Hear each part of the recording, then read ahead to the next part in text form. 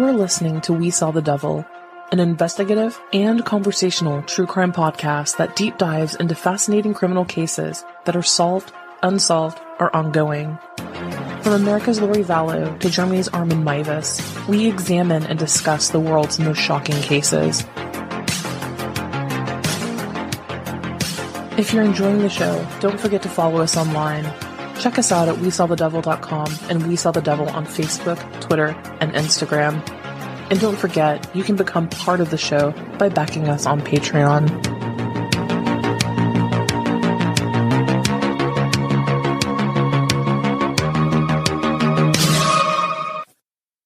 Happy Sunday, y'all. You're listening to We Saw the Devil. This is Robin, and welcome to the episode where I talk about whatever I want to talk about.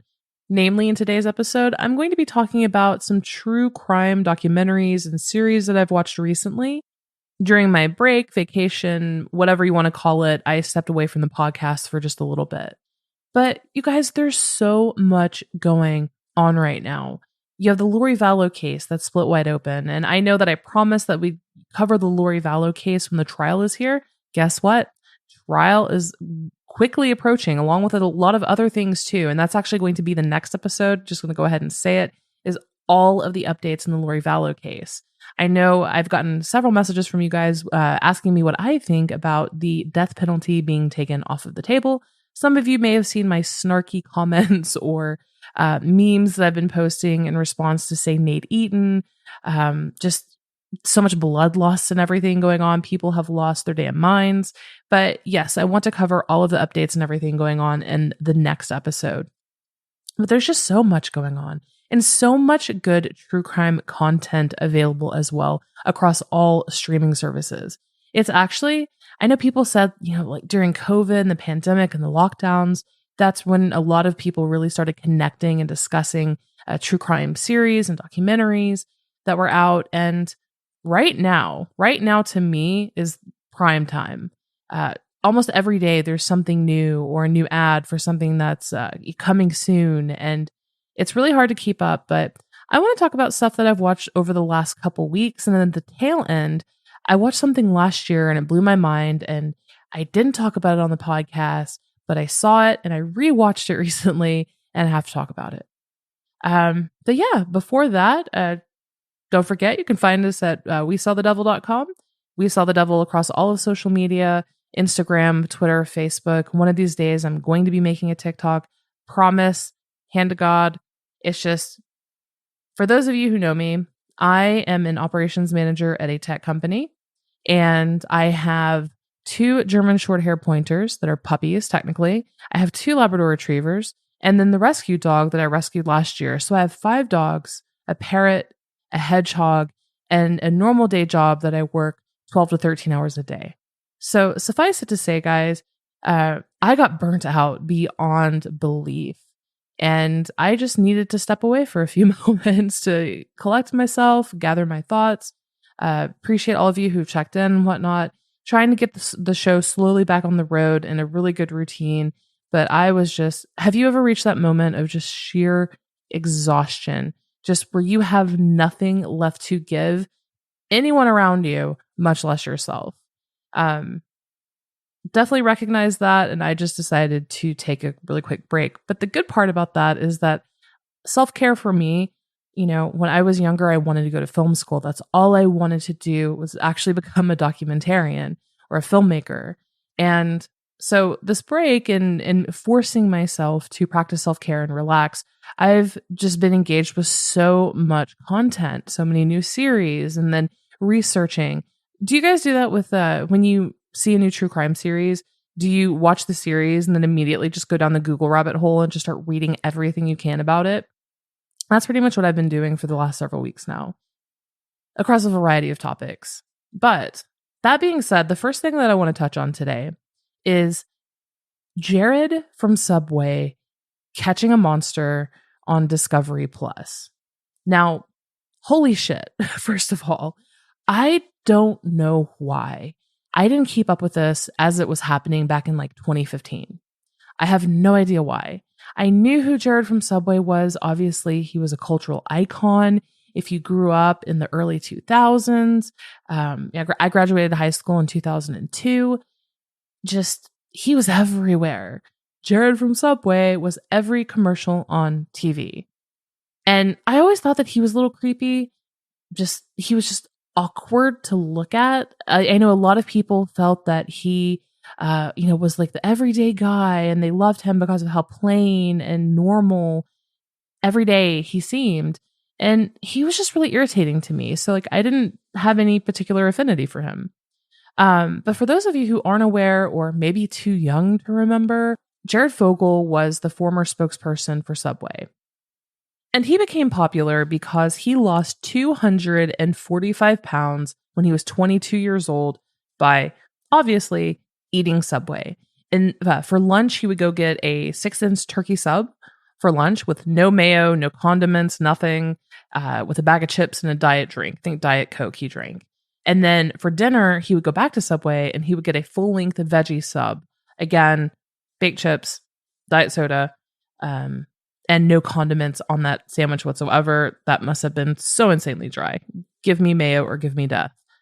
However, that's amazing. That's absolutely incredible. He lost 245 pounds in 11 months, and it became known that he lost it while eating Subway. So naturally, the marketing team over at Subway, they just felt like, whatever, go off in their heads, wonderful. We should contact him and bring him on and let him tell his story.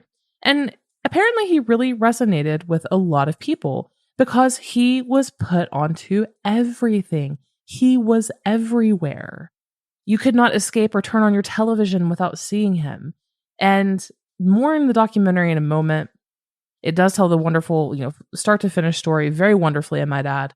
But in any case, he was actually sentenced to 15 years and 8 months in federal prison in 2015 after pleading guilty to charges of possessing child pornography and traveling to engage in illicit sexual conduct with a minor. Just shocked the world. This was breaking news on every news channel the day that he was arrested. That's how big of a cultural movement, Jared from Subway had become. And then this was a complete shock and downfall for a lot of people. He was arrested in July of 2015 following an investigation by the FBI. And they found that he had paid for sex with minors on multiple occasions and had received child pornography from a former employee of his at his charity foundation. Now, this documentary is called Jared from Subway Catching a Monster.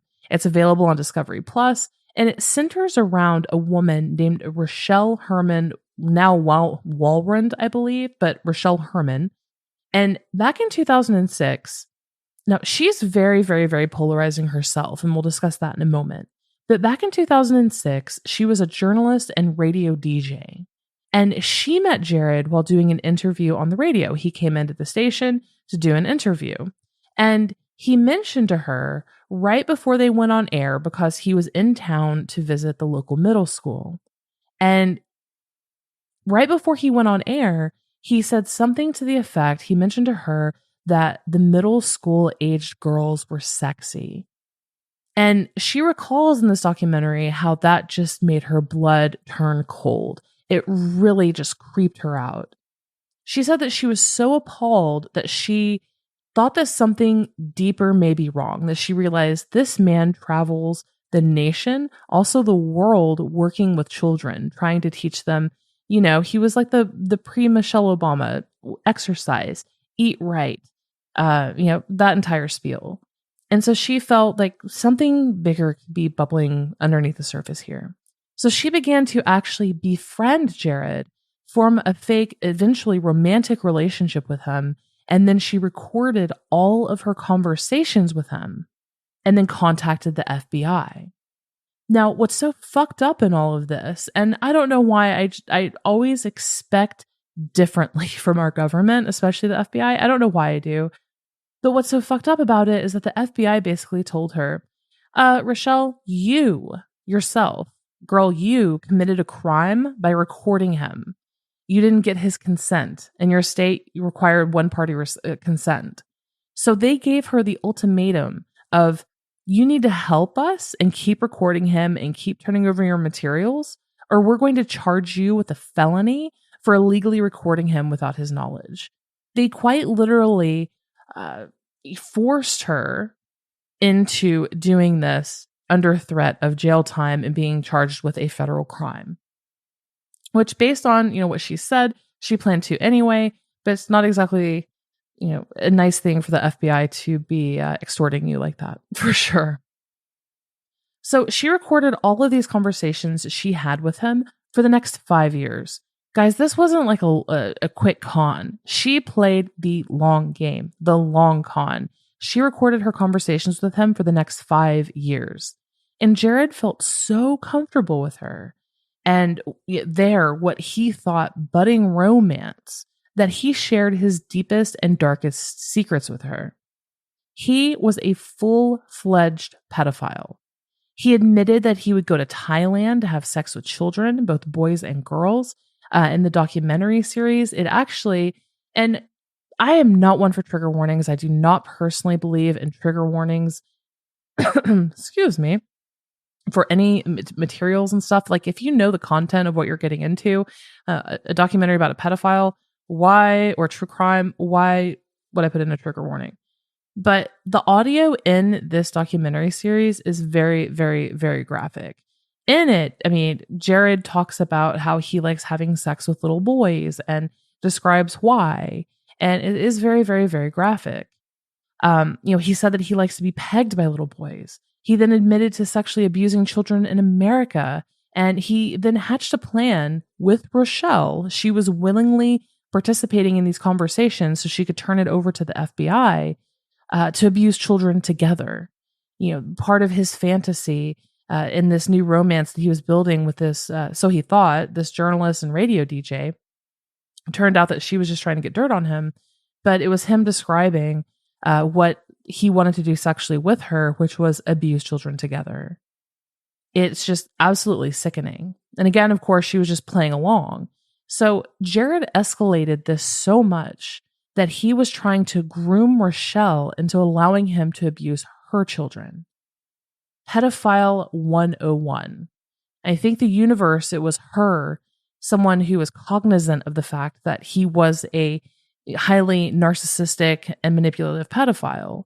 But she had 2 small children, and she actually destroyed her relationships for a while with both of her children because she was determined to bring Jared Fogle down. She was determined to get him off the street, away from other children, and ensure that justice took place. And one of the saddest things I think I've seen is she had a home office and she kept all of her tapes with Jared Fogle, as well as notebooks of notes, particularly graphic sexual notes. And her little girl, I think she was like 7 at the time, walked into her office while she was gone one day and read a lot of the material. And then her daughter started to exhibit a lot of abnormal and PTSD related behaviors from that. And that is just absolutely just beyond sad and devastating. So a lot of you may be wondering, okay, well, she recorded him for 5 years. Did she sleep with him? I know that's where my mind went to originally when I saw the summary. No, she did not. She was actually never physical with them. She was able to sidestep any physical or personal contact with Jared Fogle because Jared had such a busy schedule that he was always traveling and busy. So all of this took place. All of their conversations, for the most part, were 100% long distance. Jared would call her from a hotel or something like that, and she would learn later on that he was lying and he was paying for sex and sex workers and stuff like at his trial, but calling her at night when he was finally back in the hotel room. Which, she wasn't into him again to begin with, so that doesn't really matter. But he was just basically lying to everyone. And another thing that I shouldn't have been surprised to learn is that there was absolutely no investigation or interest in Jared Fogle until Russell Taylor, Jared Fogle's friend and the director of the Jared Foundation, was arrested for producing child pornography. Now, investigators made the link to Fogle because he was the recipient of child pornography sent by Russell Taylor. So Russell Taylor was Jared Fogle's employee, I think the CFO of the director of the Jared Foundation, Jared Fogle's big charity. And Russell Taylor was producing pornography and then sending it over to Jared Fogle. Now, Russell Taylor himself is also a disgusting human being. He married a woman with 2 teenage daughters, and they are featured prominently in this documentary as well. They discuss how they were very, very young. Their mom had been divorced, and she was, kind of wild and playful, but she was their best friend. And then when they got to be early teens, she met a man by the name of Russell Taylor, and just he love bombed, and he seemed really nice.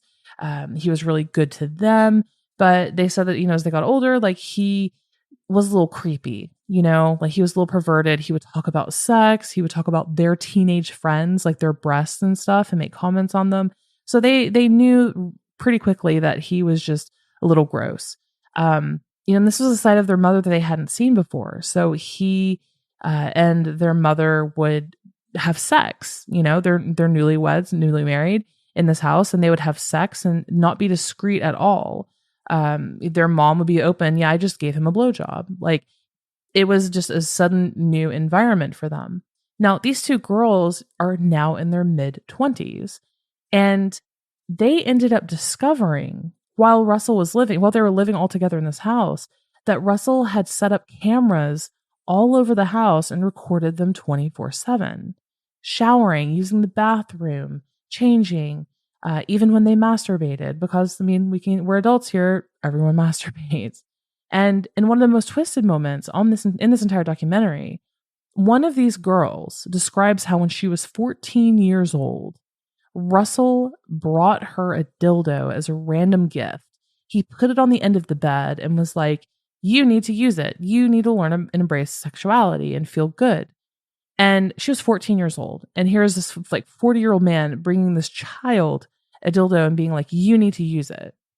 Well, after Jared Fogle and Russell Taylor and everyone was arrested, she later realized that he'd been secretly recording them, and that he was going to probably, most likely, record her masturbating and then selling it, because he was selling pornography that included her sister, some young family members, and some of their friends as well, multiple friends that they would bring over to the house. He was selling that as child pornography. I mean, I had no idea that this was just so vile and impacted so many people's lives. I had no idea. I did not know how deep this entire case went. Now, Jared Fogle will not be released from prison until March 24th of 2029 at the very earliest. But a few takeaways here, because a lot of people apparently have some pretty strong opinions. In my opinion, the FBI utterly failed in its duty to investigate Jared Fogle as a whole. At the very end of the documentary, supposedly Subway admitted that they had received a couple complaints about Jared Fogle's behavior regarding children, and that they did, kind of a internal investigation. We investigated ourselves and determined that we did nothing wrong, and they did nothing. I came out of this documentary so incredibly angry. Not only had Fogle asked Rochelle about seeing her children naked, he went so far as to ask Rochelle, which one of my children, which one of your children do you think I would like to see naked more? Which one would I prefer to see naked, your son or daughter? Not only did she have to deal with that, but she obviously was forced into continuing this with him. The FBI quite literally forced her to continue calling him, recording him, after she realized, oh, he's just trying to groom me so he can molest my children. So, obviously that's if you believe her side of the story. But look how the FBI handled the Jeffrey Epstein saga. Can't talk today. Jeffrey Epstein saga. They knew about this man, men in power, men with money. They knew for years and enabled Jeffrey Epstein. And they kind of it took 5 years. The FBI had audio tape of Jared Fogle admitting to having sex with children on American soil. And for 5 whole years, they did nothing. They didn't investigate. They did absolutely nothing.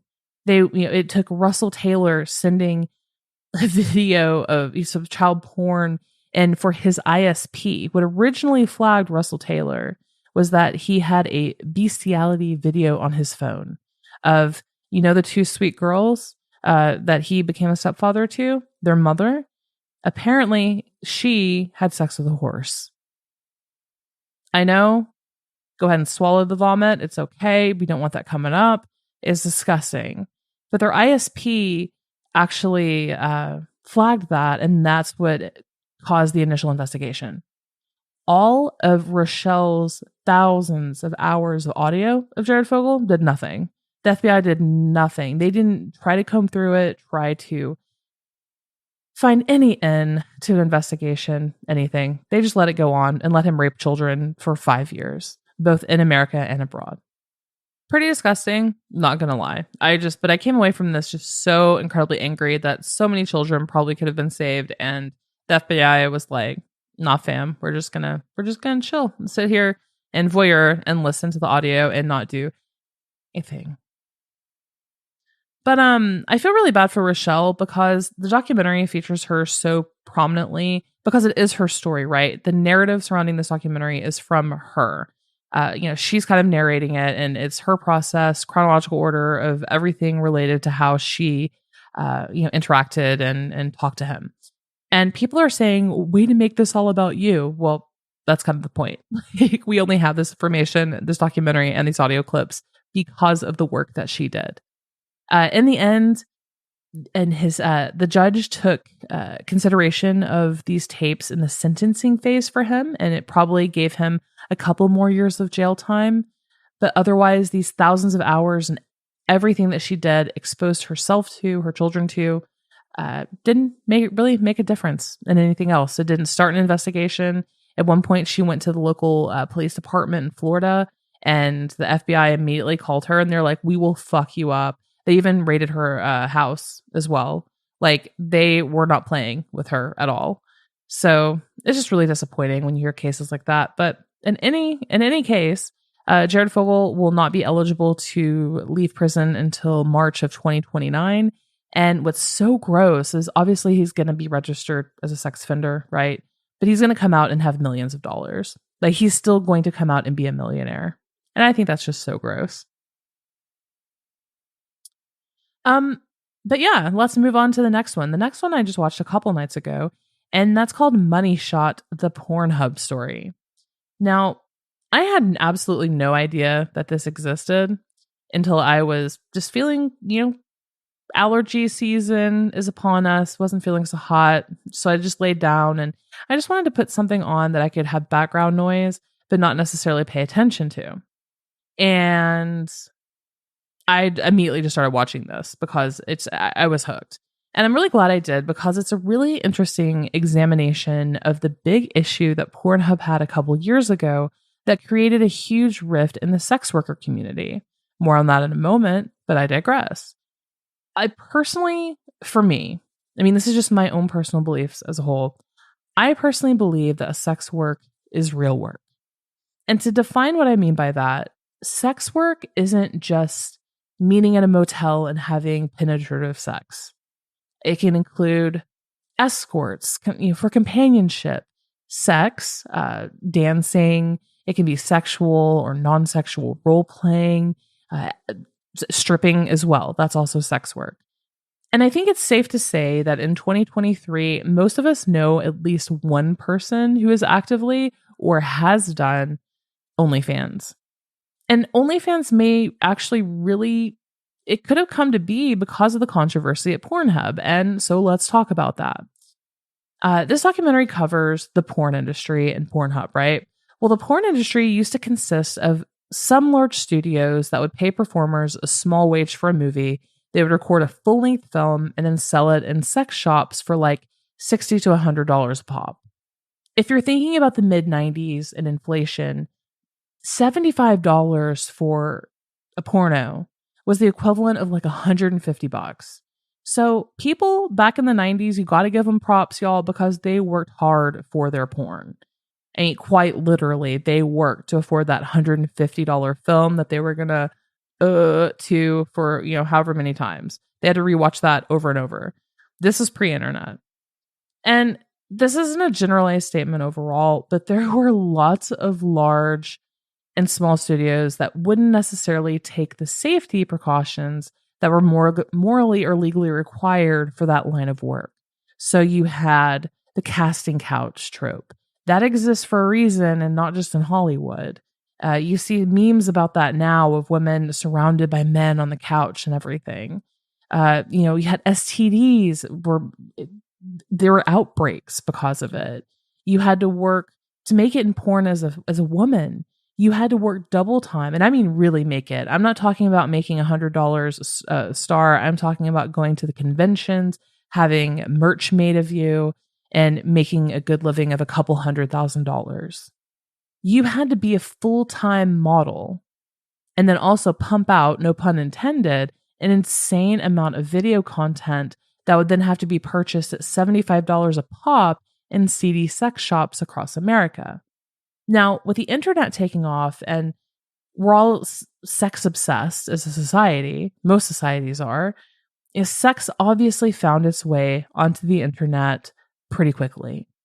At first, there were pixelated little black and white photos, and then people would scan them, and then there was color, and then short video clips, and then eventually full-length films were posted online, all available online with the, also no pun intended, click of a mouse.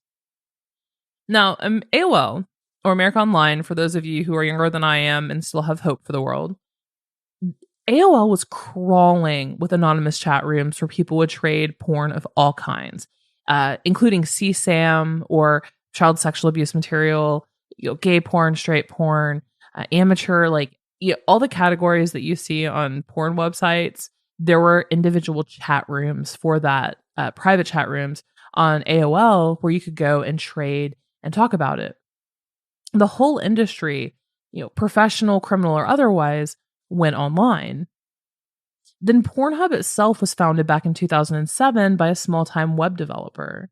So the porn megacore MindGeek purchased it and added it to its sex stable that also included YouPorn and RedTube, two other huge porn streaming sites.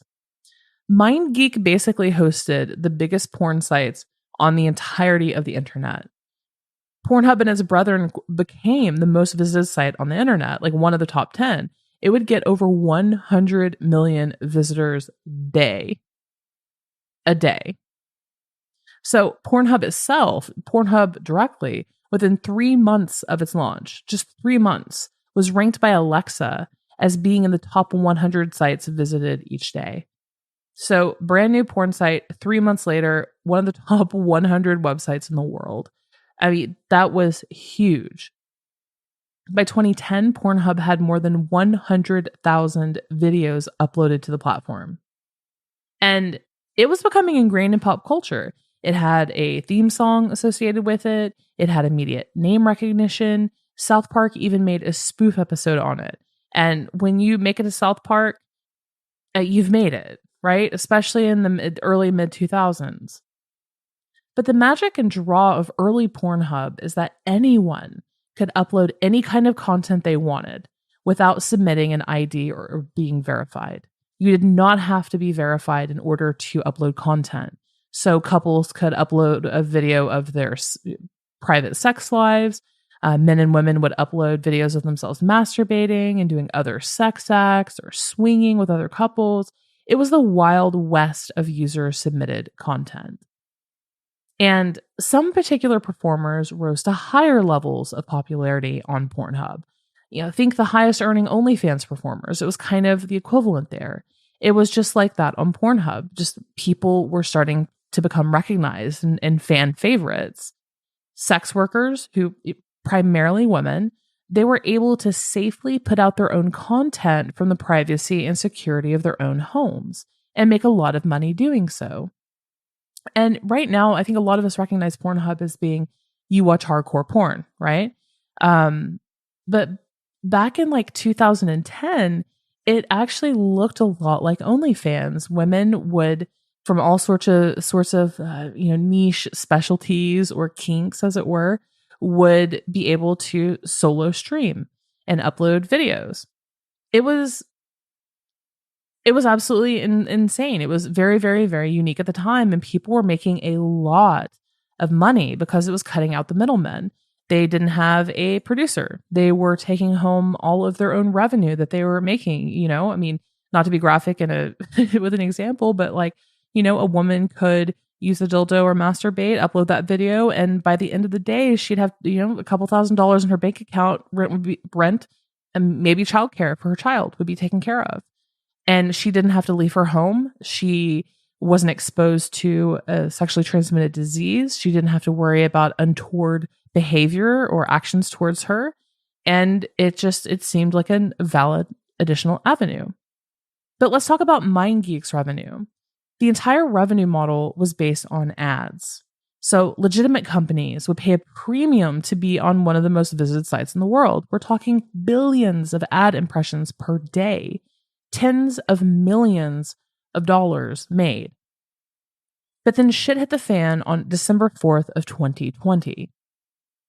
Pulitzer Prize winning journalist Nicholas Kristof published an investigative column in the New York Times. What was it about, you might ask? Obviously PornHub, but what was the slant of it? Well, apparently PornHub had a child pornography problem, because any person with a phone or computer could quite literally upload any content they felt like uploading. Some truly vile and nefarious media had made its way onto the platform. And don't forget, when it's on the platform, it's hosted by PornHub. That included videos of child sexual abuse, or CSAM. It included child rape in general, trafficked women, revenge porn.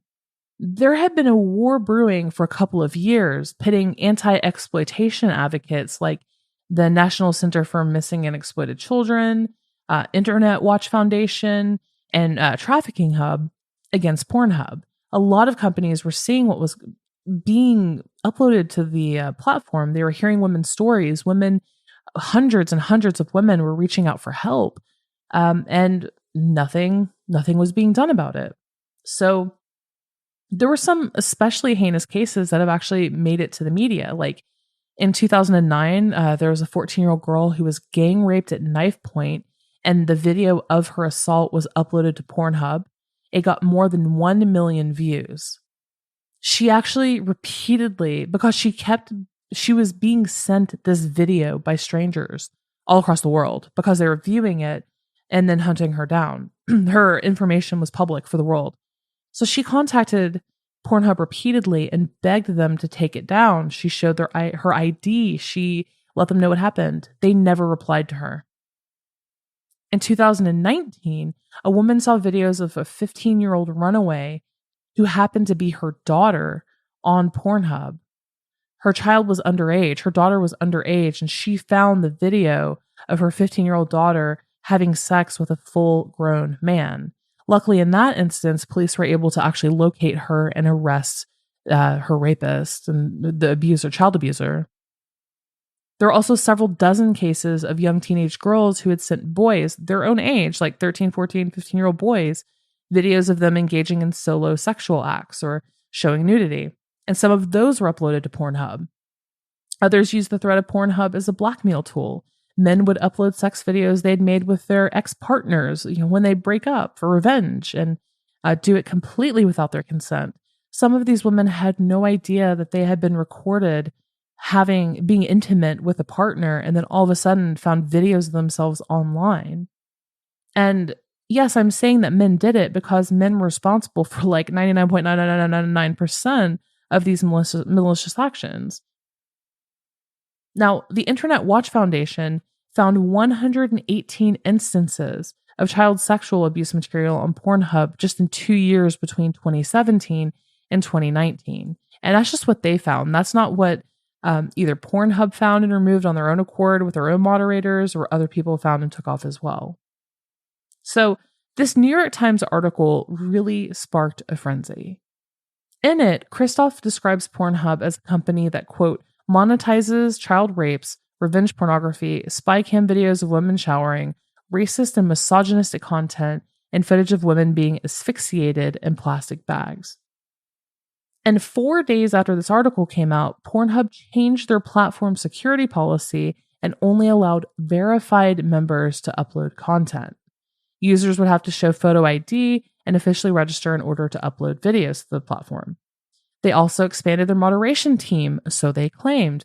And it's worth noting that the moderation team was outsourced to Eastern European countries and also Greece. And these people would be tasked to watching like 1,200 videos a day to ensure that participants, quote, looked like they were the age of consent. So clearly, none of us can watch 1,200 videos in a single day. So they would just skim. They were expected to skim through them. And, if the performer looks like she could be underage, just delete it and reject it. So 2 days after that, so 6 days after the release of this article, Visa, MasterCard, and Discover suspended their payment processing services from Pornhub. It completely crippled it. Now you have the biggest credit card finance companies in the world refusing to allow payment. It's pretty damaging to your brand. And then 4 days after that, or 12 days after the original New York Times article, Pornhub erased more than 10 million videos that had been uploaded by unverified users. It was that I actually remember the day that happened because so many people were in mourning across the world that their favorite porn video got deleted. And it was a huge deal. They removed over 10 million videos. I mean, can you think about how much data that is? 10 million videos. But what about the valid, real sex workers who were making a living on Pornhub? Well, Pornhub also removed VIP member functionality because no one could pay with Visa, MasterCard, Discover, all the companies that basically make the world go round. They couldn't pay with them. And because of that, they were forced off the platform. Some of these women and some of these performers as a whole, some of them went to CD webcam shops. And if you're unfamiliar with what that is, it's basically what the Tate brothers, Andrew Tate and his shithead brother, are accused of doing, basically. They are currently sitting in a Romanian jail because authorities believe, their primary business was sex websites. They owned many websites. And supposedly they're believed to have brought women from all over the world to their house, like a housing complex that they have in Romania, forced them to webcam and stolen their passports and basically, sex, raping them and holding them hostage. I will definitely be covering the Andrew Tate stuff when it comes out, but it's kind of the same thing. That's how he made his money. He's not a top G, as he claims, through his bullshit Playboy University, How to Treat Women Like Shit 101 University. He made all of his money from webcamming. Oh, excuse me. No, he did not actually webcam. It was manipulating women to coming to Romania, showering them with money and gifts and getting them to move in and do webcamming and then taking all of their money. That's basically what he did. Allegedly, I might add. Allegedly. So some of these performers went from Pornhub to webcam shops. Others decided to move to the newly born OnlyFans, and some got out of the industry entirely. And side note entirely, I don't know if you guys remember when OnlyFans claimed a couple years ago that they were going to stop posting and allowing creators to do hardcore porn and sexual content. That was because of the influx of people from Pornhub who came over to OnlyFans. And we obviously see how that worked out. But this documentary as a whole, it really does a fascinating job of telling the story of Pornhub, the downfall, the investigation, but also the impact on the performers themselves. And it does all of this while not siding with either the anti-Pornhub activists or the pro-sex work performers. It kind of splits a line right down the middle. And I really appreciated it. And it's, Pornhub is a huge piece of pop culture. And you're almost hard pressed to watch TV or a show and not hear Pornhub mentioned in something. But what do you guys think? Do you think that Pornhub made the right decision with making the changes that it did? Do you think it went too far? Do you think it should be taken down entirely? And self-admittedly, I have conflicting beliefs when it comes to porn. I am all about freedom of sexuality and expression and do what you want to do as long as it's not hurting anyone and fully legal. But countless studies have shown, not making this shit up, countless studies have shown that compulsive pornography consumption is directly related to things like sexual dysfunction in men and women, erectile dysfunction in men, uh, problems with arousal, difficulty reaching orgasm, and decreased sexual satisfaction. It impacts sex lives, but it also impacts people mentally. We've all heard the stories from, women who have dated a guy who was influenced by porn to the degree that he does certain things in bed that aren't generally common for everyday people, or he treats women in a certain way that's reflected in pornography. I have many, many, many friends who are teachers at, say, the middle school, elementary school level, and every single year they talk about how and a new class of kids come in and they've discovered porn, or they heard them talking about PornHub, and how derogatory and gross that they've been about women.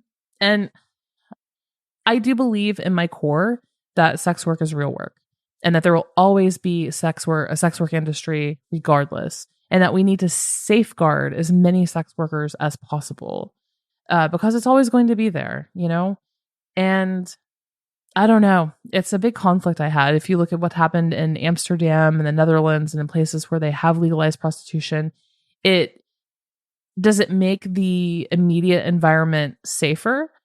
You would think, but it actually has shown that sex trafficking has actually increased in those areas. So I don't know. It's a bone of contention between myself and friend groups as well. And other people in my friend groups, just because I'm so conflicted about it. But yeah, it's a great documentary. It will keep you entertained. It's not obviously the deepest topic in the world, but again, it's called Money Shot, the PornHub story, and it is available on Netflix. Alrighty, so now I'm actually going to take 30 seconds to talk about a couple things that are not true crime related before I get back to true crime, just because it's included in my list, and I think everyone will be okay with that. First is Party Down. Now, guys, I have to recommend this to each and every single person listening, all of you, because this is my favorite new show. Except it's not new. I don't know why, but it's calming. You know how people say when they listen to a podcast, and I've gotten a couple of messages from from you listeners who've said this about me, you feel like you and the host are almost friends in a way, right? Like you're just kind of hanging out, talking about true crime or a topic or whatever. I have only felt that way about two things in this world when it comes to creators, right? Or shows. Mama Tot over on TikTok and Party Down. So the show stars Adam Scott, Martin Starr, Jane Lynch, Lizzie Kaplan, Megan Mullally, and Ken Marino. And he has a killer cast. And it basically is about caterers in Los Angeles, and it is just freaking hilarious. It ran for 2 seasons back in 2009 and 2010 on the channel Stars. It was canceled, and it just came back for season 3 14 years later with almost the entire original cast returning. It is hilarious. Like, I actually laugh out loud funny. I actually laugh out loud. So check it out. And I tried watching Ted Lasso. I've heard so many of people in general talk about how hilarious it is. Is it wholesome? Sure. Do I laugh? No, not really. But if you want to laugh, check out Party Down. It's located pretty much everywhere. You can find it online. I'm also hugely into 90 Day Fiancé. So if you are one of the people watching 90 Day Fiancé the other way, it's a shit show. And it is a shit show of, sometimes I just want mindless drama, right? And I know it's trash TV. I'm a trash TV panda. But this particular season is especially ridiculous. I'm not sure, guys, if we need to hold a special class or if people need to get a hold of their nanas and teach them. But like, there is an epidemic in this country of culturally clueless white women being scammed by men in other countries and going over and spending their life savings. And Also, there's an epidemic of culturally ignorant white women who legitimately fall in love together with men from other countries, and the men from other countries love them. And they travel over there and they are like, I am not going to respect or, abide by any of your cultural norms. I'm an American and I'm not going to do this. I think it's wrong. While meanwhile, when those same foreign men come to America, honey, you're in America now. You need to get with the program. We don't do this in America. It's this crazy double standard, and it's an absolute epidemic. And 90 Day Fiancé just really showcases how embarrassing Americans can be. So, watching that, obviously watching The Last of Us. Enough said. I was totally thrown off by the first episode because, like, I'm a gamer. I've gamed with several of you, and I loved The Last of Us game, first and second. And I felt like Bella Ramsey just doesn't fit what I imagined a real life Ellie to be. But I have been converted. I am a believer. I have seen the light. And it was an incredible first season. For those of you who are like, I don't like horror shows, I totally feel you. I understand. Horror is personally a life for me. My entire life is pretty much Halloween and horror themed. But, I get it. I totally get it. But I just really love how Last of Us is focusing on the human element and the human storytelling over just cheap gore and scare tactics. I also want to take a second just to shout out a musician that I discovered over the last couple of weeks, because there is actually a big true crime tie-in, and it's actually pretty freaking brilliant. So I discovered Ethel Cain a couple weeks ago, particularly the album Preacher's Daughter. Now, I don't know how many of you are like this. I take music very seriously. If I find something that I really like, I really unplug from everything. I like to sit in the dark and listen through headphones, start to finish. And I like to experience music, you know what I mean? To get the full effect of it.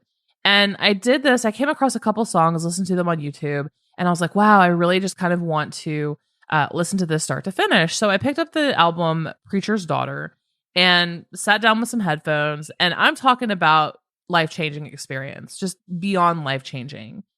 I know that a lot of you have probably heard of Lana Del Rey. If you haven't, I don't know what to tell you. But she kind of is a persona performer, right? She started off, her real life name is Elizabeth Grant. She tried to have a pop piano type of career, went absolutely nowhere, rebranded herself, came back as Lana Del Rey.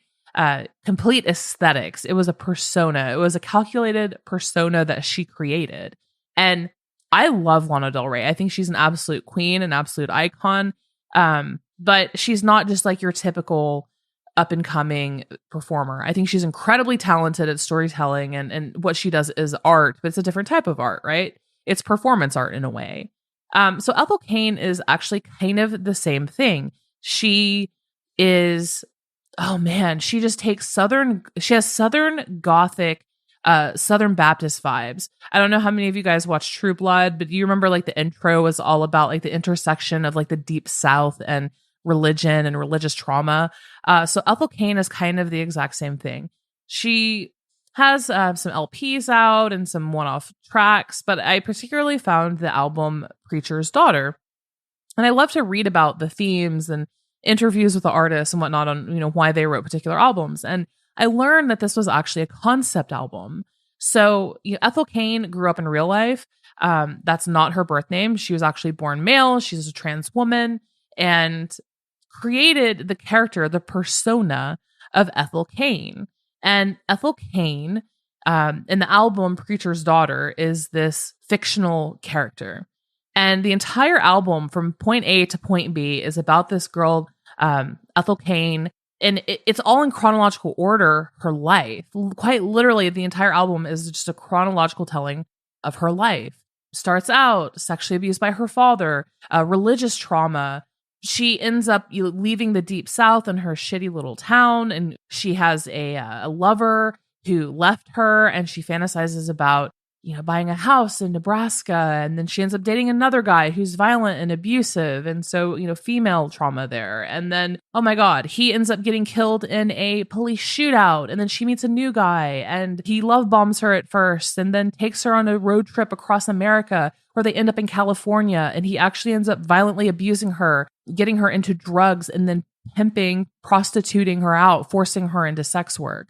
She ends up trying to escape. He ends up chasing her. And there's a song on there where he violently murders and then cannibalizes her body. The entire album, the songs are talking about it. It's just beautiful. The entire thing is an epic. I mean, it is quite literally a musical epic about this poor woman's generational trauma from the time she's a small child and abuse in a small southern religious town to later on, a couple years later, when she's in California running from her life and her psychotic lover murders, cannibalizes her. And then the last couple tracks are quite literally like her ascending to what we can assume is likely heaven, and then talking and giving her final thoughts and feelings on her life. I mean, it is the most intense shit I've ever seen in my life, and it just got me thinking, like, this is just such an incredible art form. First of all, I don't know, I'm into some really weird music for sure. Like Lingua Ignota is another performance artist that has certain themes and concept albums and things like that, kind of like intersection of culture and religion. Hers is more like Pennsylvania Dutch, Amish, and how that intersects with religion. But Ethel Cain, man, I think probably I'm Southern, so it hit a little bit harder too. But if you are into exploring music and just want to sit down and listen to this whole story be told to you in a beautiful way via music, Ethel Cain, Preacher's Daughter, is apparently the first album out of 3 that's going to kind of explore women's experience and religion and abuse and things like that, really happy, cheerful topics. But man, it is like one giant Netflix true crime show. Lyrics were created and then it was popped onto a full album. It is absolutely incredible. But I just had to talk about that because, like I said, it's true crime adjacent and it's probably the thing I am most excited about right now. Alrighty, so getting back into true crime territory, guys, the other one that I watched that I was very pleasantly surprised by was Welcome to Chippendales. I have zero interest in Chippendales. I just know the Chippendales as they are just little muscular men dancing around with little like tuxedo bow ties and whatnot. I just found them just so utterly ridiculous. But I saw it and I saw it was advertised as true crime on Hulu, and I'm like, okay, well, I'll give it a shot.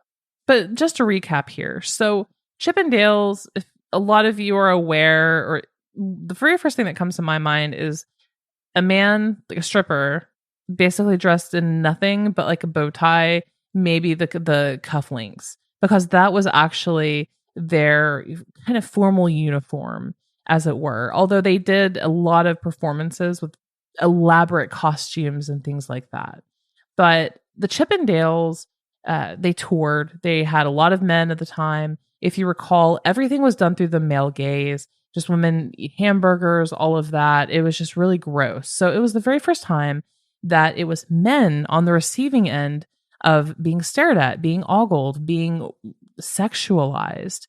And this was, women are definitely an underserved community when it comes to the sex industry in this way. So the name that you need to know here, the Chippendales, it was founded by a group of a couple men, chief among them being Soman Banerjee, who was from India.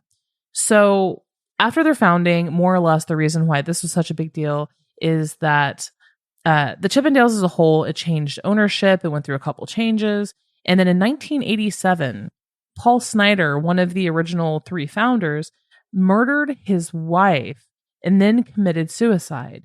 Now, his wife was none other than Playboy playmate Dorothy Stratton. If you recall, because I watched all the Playboy series 2 recently, the true crime, where it delved into all the just batshit fuckery that's going on with Hef over the Playboy Mansion.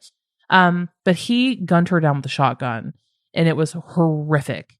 It made national news, international news in some areas. It was just beyond just disgusting and revolting what he did. He was actually an owner, a third owner of Chippendales. After that, they kind of decided to rebrand a little bit. They became even more popular. Banerjee basically bought out Chippendales, and he actually ended up later being charged with orchestrating the murder of a business partner. Nick DeNoia was a very out gay man who came on and did choreography for Chippendales. He was not particularly well liked by most, but he was absolutely flawless in his talents with what he brought to Chippendales and the performances and everything. And he actually kind of became the face, inadvertently became the face of Chippendales because obviously, some racism. Steve Banerjee wasn't the most charismatic. He had a very thick accent. He was horrible in front of cameras. So Nick DeNoia actually ended up doing a lot of them. He even went on Donahue, like the Phil Donahue show. He went on the Maury show. They actually, Chippendales and Nick DeNoia and the Chippendales dancers actually went on Maury Povich's show multiple times. I mean, this was becoming very, very accepted in a mainstream way on national television, right?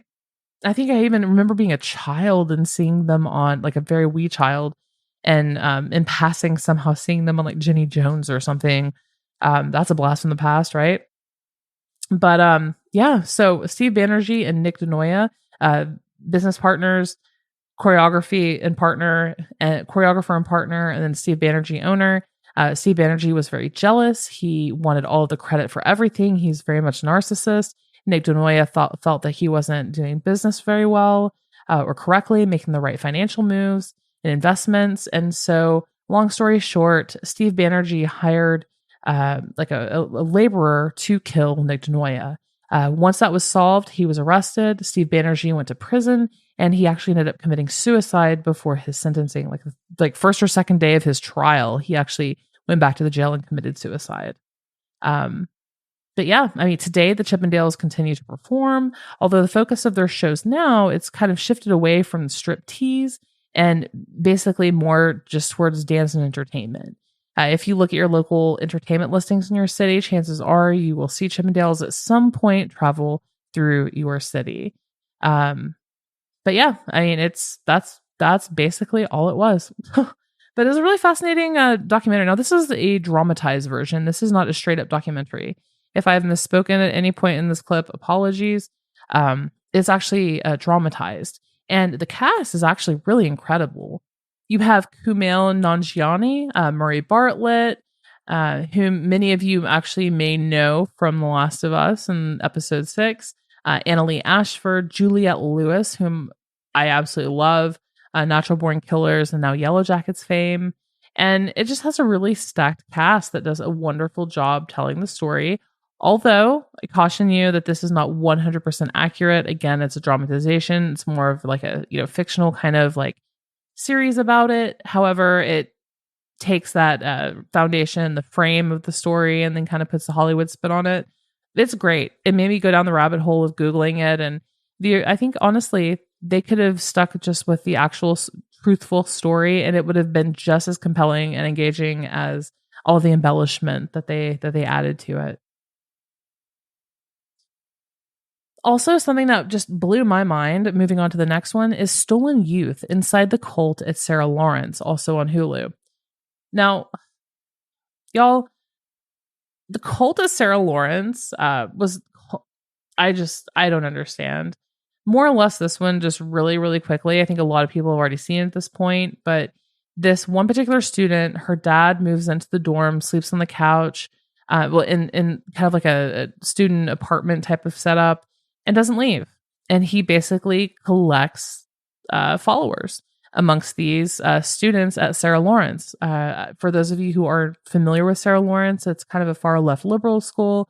Individuality is, and I don't mean like far left as like extremist or anything like that. Like I went to Antioch College in Ohio, and it's just very, very, very, very socially liberal, right? Like it's a liberal art school. But yeah, he just never left. And apparently he was really good at manipulating and talking to these young students and becoming a very respected father type of figure to some of them. And he actually ended up moving with them off campus. And a lot of them moved into an apartment with him where it turned pretty bad. Apparently there was physical torture, there was mental torture, there was sexual abuse.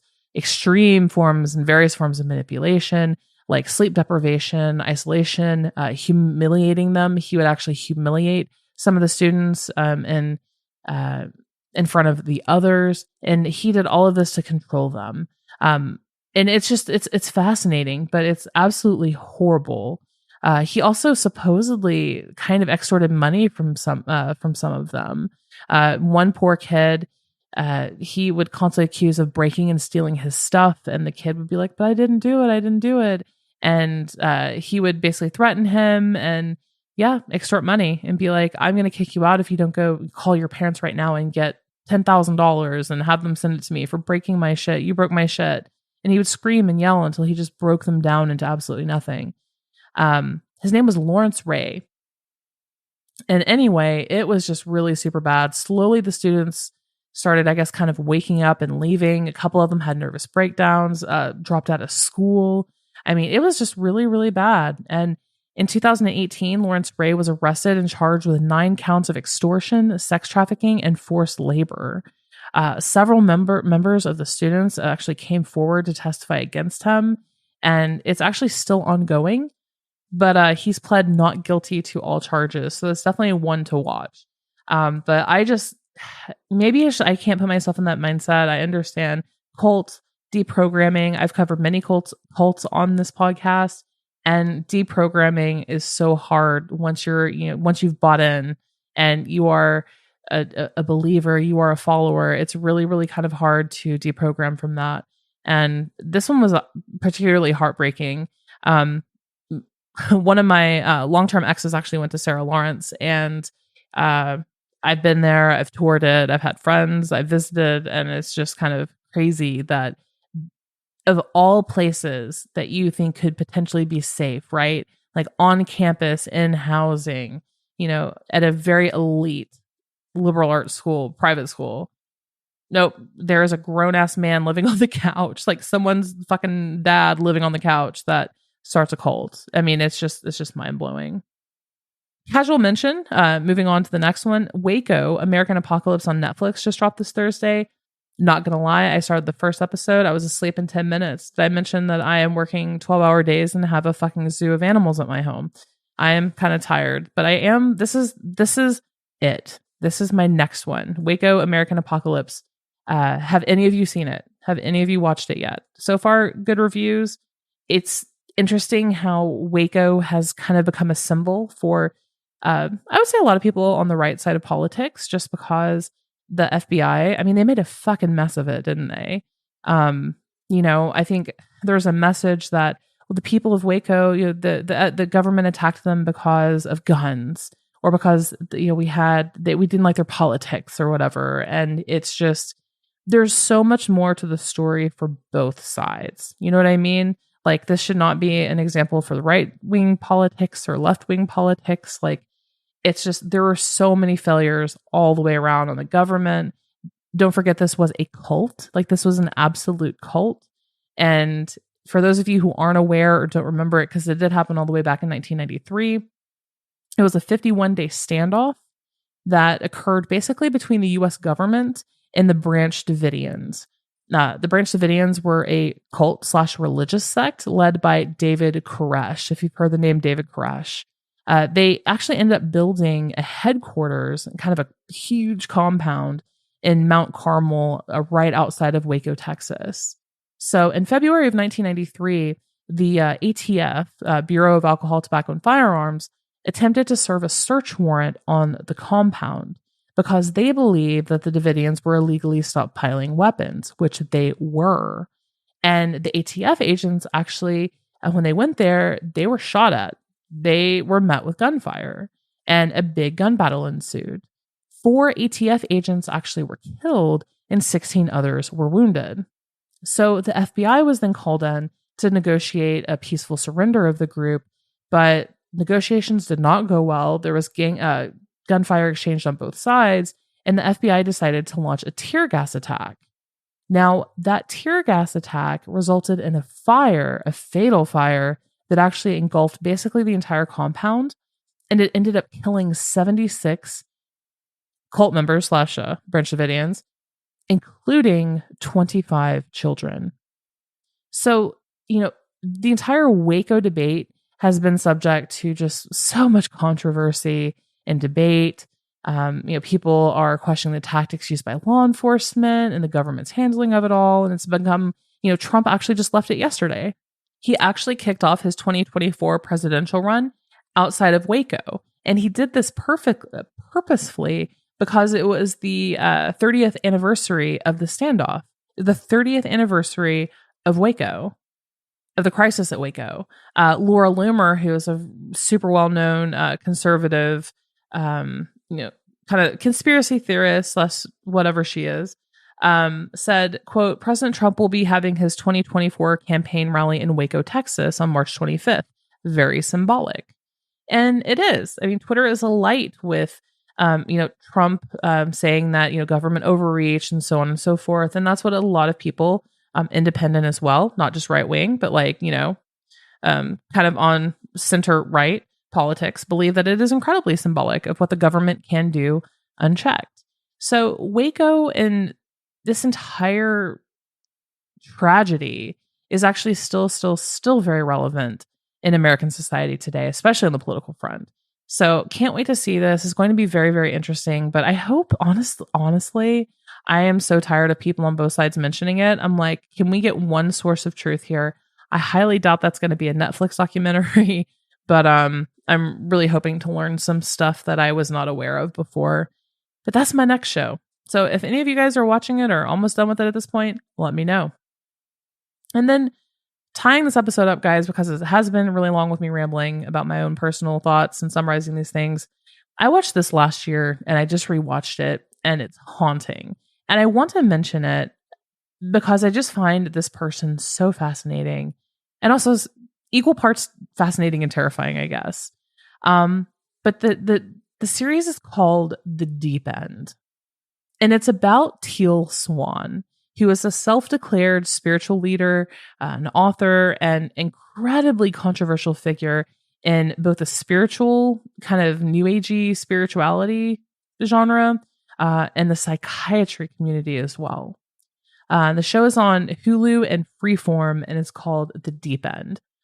If you were to ask me to give you one single recommendation, it would be this film. And the reason for it is this. Teal Swan has amassed, like 2 million followers. It was like 1.7 the last I checked. I don't know if she's gained or lost any since this documentary came out last year, but over 1 million followers. She has almost 1 million on TikTok. She was a powerhouse in kind of new age spirituality, and she would post all of these really weird YouTube videos. As she gained popularity, she would show live video clips of her speeches and talks that she gave. But she is self-declared spiritual leader.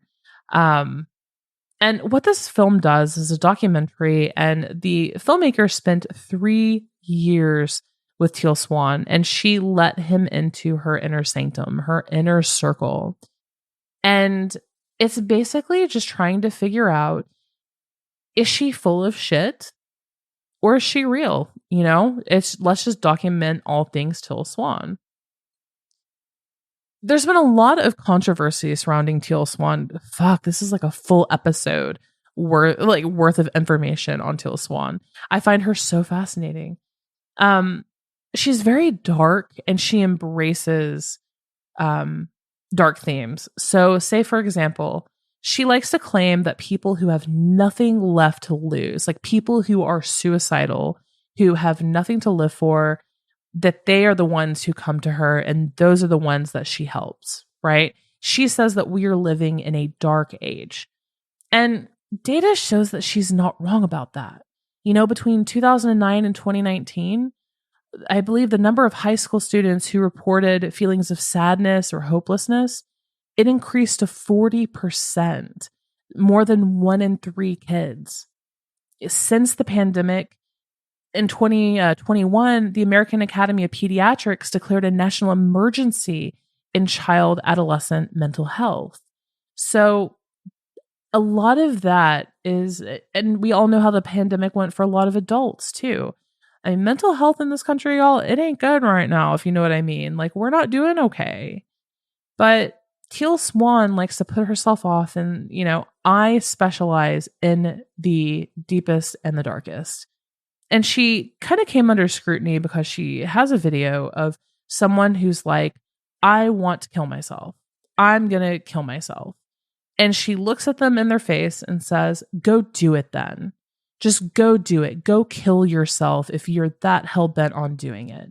But you're not, because you're a coward and you know that you have something to live for. You just want the attention from it, basically. She almost kind of shames them a little bit. If you were going to kill yourself, you already would have done it. Either do shit or get off the pot, proverbially speaking. And that was just terrifying to so many mental health workers and psychiatrists, psychologists. Like, people were like, what the fuck? Now, keep in mind, she's not registered. She is not licensed. She has absolutely no skills, background, education, nothing. It is just this new age woman, and with a really storied, colorful background. In terms of her background, whew.